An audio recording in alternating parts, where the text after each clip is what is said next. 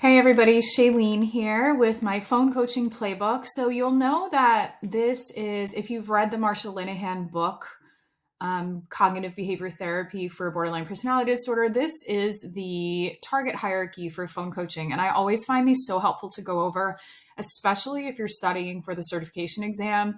Studying the tables in the book are probably one of the most helpful things. But even if you're not, it just really helps to keep you on your game.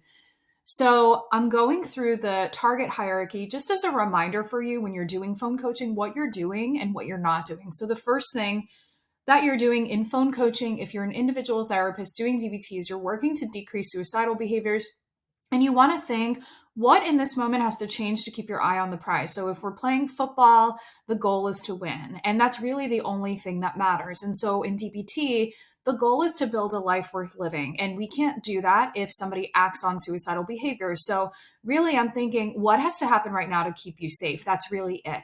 The next thing is I'm generalizing skillful behaviors with the client. So I'm really thinking in terms of what are the different skills that they've learned? What are things that we're working on in therapy that are relevant to getting them that win, building the life worth living? What's the next play going to be? Not what are we doing tomorrow, not next week, just right now, because these are short coaching sessions. Think about if the player went out on the field and every single time there was a play, they had to come back to the coach and like recap what the entire play was going to be. It would take forever to finish the game and we'd probably lose because there's just not that much time, right? So I'm just thinking right now, what is the next thing going to be to help keep you skillful and to keep this from getting worse? So I'm giving them the play, they're going out and they're doing it. The next thing, the next target in terms of phone coaching is to make sure that our relationship is good. So people that are struggling with BPD in particular are struggling with issues of abandonment, resentment. We want to make sure that the communication lines are remaining open in order to have a strong team.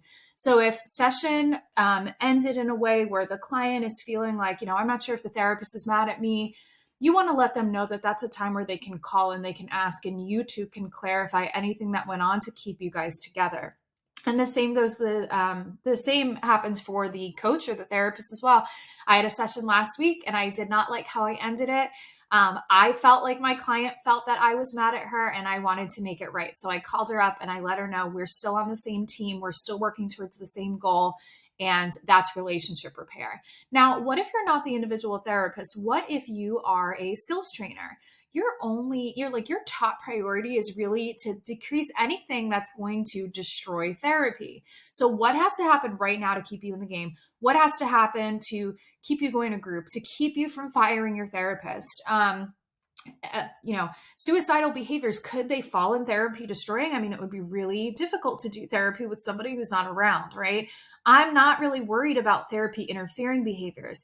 So therapy interfering behaviors, again, we can argue them for any client. So I don't want you to get necessarily so stuck on what they are, but think smaller things in the bigger picture, right? Like there wasn't a foul on the play. Maybe it just kind of bothered you or annoyed you, but it wasn't detrimental and the game could still go on. What you want to keep in mind overall is that solving the problem in the moment is not the goal of phone coaching. So these calls are brief, they're short bits of information. They're going to take the play and they're going to run with it.